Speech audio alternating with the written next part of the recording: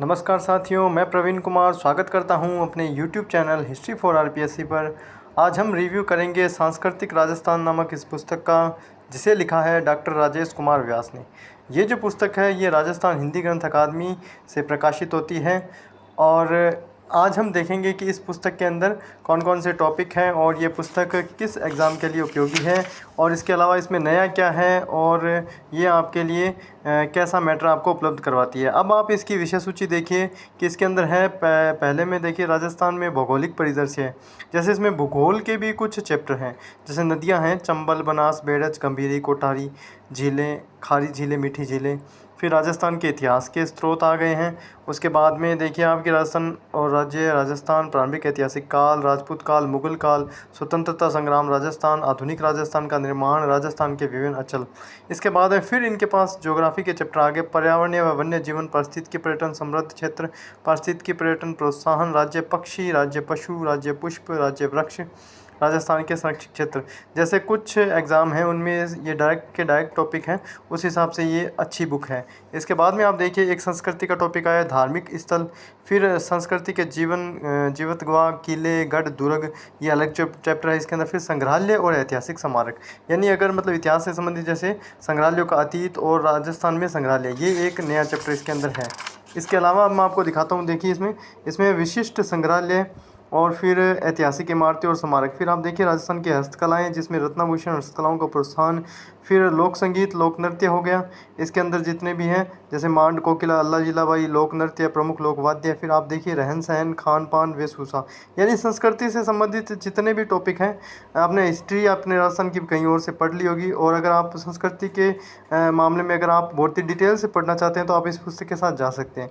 ये अब आप देखिए कि जैसे त्यौहार, मेले एवं पर्व, उसके बाद लोक नृत्य, लोकानुरंजन, लोक साहित्य, इसमें जैसे बहुत सारे टॉपिक आप देख सकते हैं। शास्त्रीय लोक संगीत, शास्त्रीय लोक नृत्य, रंगकर्म, कठपुतली कला, लोकोत्सव, मतलब बहुत डिटेल्स इसमें दिया गया है। अभी राजस्थान की संस्कृति को आपको समझना हो, जैसे कोई बाहरी राज्य का व्यक्ति अगर राजस्थान के एग्ज़ाम की तैयारी कर रहा है तो भी वो इसे देख सकता है।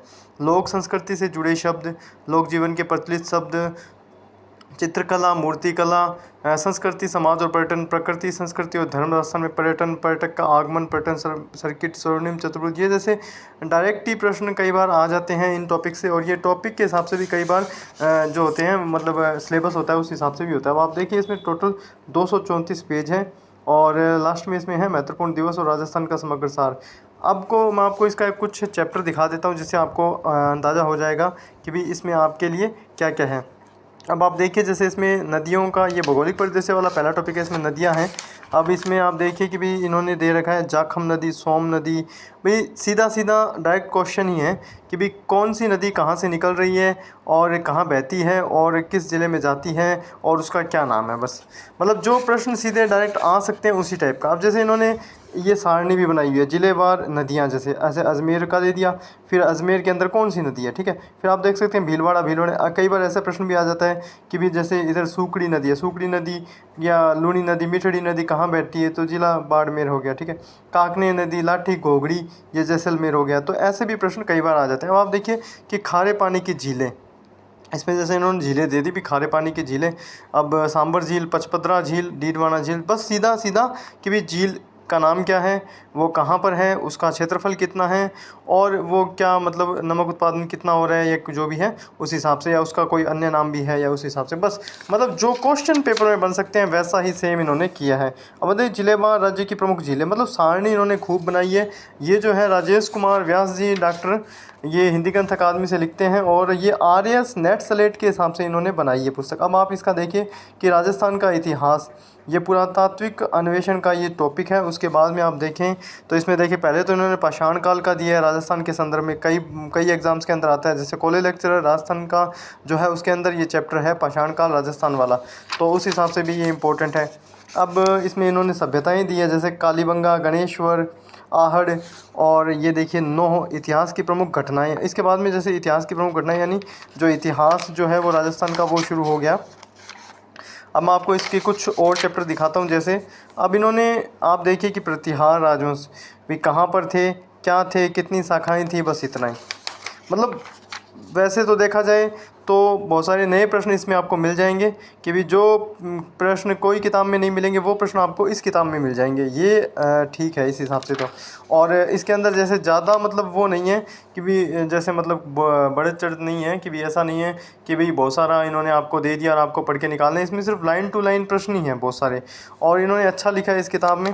पेपर क्वालिटी इसकी अच्छी है और ये ज़्यादा महंगी भी नहीं है। अब आप ये चैप्टर देखिए कि बिजोलिया का किसान आंदोलन, बेगू किसान आंदोलन, मतलब वही बस कि जितना किसान आंदोलन, कौन उसमें लोग थे, कौन कहाँ पर शहीद हुआ, कितने तारीख को हुआ, बस, और ये कहाँ पर आते हैं, बस इतना सही। जैसे अब देखिए राजस्थान संघ, इन्होंने मतलब राजस्थान ये जो एकीकरण का टॉपिक है ये देखिए आपने, मतलब बहुत ही छोटा सा, बस किसने बनाया, कौन सी रियासत थी, किसने उद्घाटन किया, बस इतना ही। इसके अलावा एक्स्ट्रा में इन्होंने कुछ भी नहीं डाला। तो अगर देखें तो क्विक विक के हिसाब से अगर आप इसे पढ़ना चाहें तो ये काफ़ी इंपॉर्टेंट है। और इसके अंदर एक नई चीज़ ये है कि भी इसके अंदर इतिहास की, संस्कृति के साथ साथ जैसे ज्योग्राफी के भी टॉपिक आप देख सकते हैं। अब मैं इसके आपको एक दो टॉपिक और दिखा देता हूँ। अब मैं आपको बता देता हूँ कि भी ये किस एग्ज़ाम के लिए इम्पोर्टेंट है। ये आपको ये वैसे तो आरएएस के संदर्भ में लिखी गई है। अभी आरएएस के अंदर जो लिखने वाला मैटर रहता है उसके हिसाब से लिखी गई है। और इसको आप जैसे स्कूल लेक्चरर के पेपर में, सेकंड ग्रेड के पेपर में, और इसको रीट के पेपर में भी आप यूज़ कर सकते हैं, क्योंकि कई बहुत सारे टॉपिक मैंने इसमें देखा है जो रीट से संबंधित हैं वो इसमें डायरेक्ट हो रखे हैं।